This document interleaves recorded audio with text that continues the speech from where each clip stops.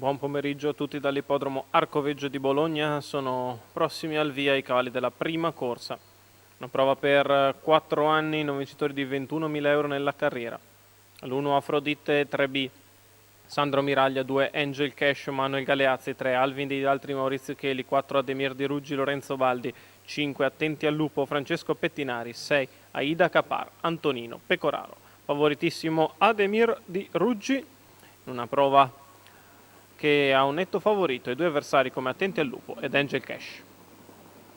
Si parte con la velocità da parte di Ademir Di Ruggi che scavalca in breve Alvin dei Daltri, il quale è richiesto per mantenere la seconda posizione alla corda, rientrare ad Attenti al Lupo che è partito forte dall'esterno ma non trova posizione.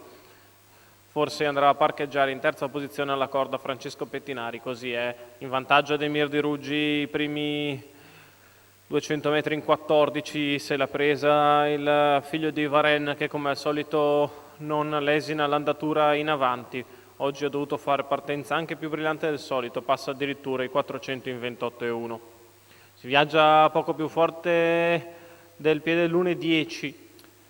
Ademir Di Ruggi 4-5 lunghezze avanti ad Alvin dei Daltri, poi Attenti al Lupo, ancora Afrodite 3B a precedere Aida Capar, mentre è all'esterno e prova a recuperare Angel Cash.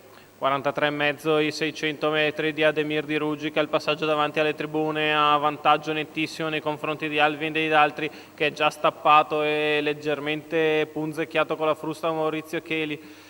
Per mantenere il contatto sposta all'esterno Attenti al Lupo in anticipo sulla risalita di Angel Cash, intanto gli 800 sono andati via in 58,3, il chilometro passato da Ademir Di Ruggi in 1,13,3, mantiene sempre invariato il vantaggio l'allievo di Lorenzo Baldi che ora è inseguito da Attenti al Lupo, il quale va in aggiramento su Alvin dei Daltri che senza il punto di differimento davanti ha fatto fatica a seguire la dritta opposta in 14,5. Ademir Di Ruggi in netta evidenza nei confronti di Attenti al Lupo, poi Alvin dei Daltri, ancora Angel Cash che ha scavalcato Afrodite 3B, l'ultima curva con Ademir Di Ruggi che la viene passare in totale controllo, un paletto in 15,4, ha spento i motori Ademir Di Ruggi ma tanto ha guadagnato vantaggio incolmabile Ademir Di Ruggi che viene a vincere senza alcun problema nei confronti di Attenti al Lupo. Per il terzo ancora Alvin dei Daltri a precedere Angel Cash.